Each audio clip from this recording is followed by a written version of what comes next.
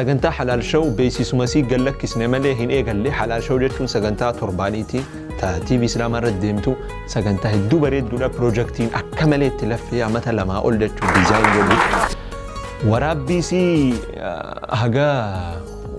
torbaan haga takka irraa waraabnee turre haga hafee jira san immoo jidduu tanatti kooroonaa fi waan garagaraa nu mudatee nu mijaa'uu dhabe inshallah gabaatii muraasa booda waraabbitti nin deebi'a anis ajana mudatee jira jidduu tanatti anu studiyooti yaade studiyooti keessa taa'u yaadee jira akkasi waraabbittis ni deebina halaal show torbaan rabbiin qaburra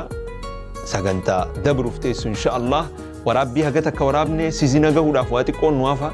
anis baatii muraasa booda waa hunda sirreessee gama waraabbiin nin deebi'a gama numaanu studiyooti siyaade nageenaa qabda jechuun barbaada yaa gaafiitti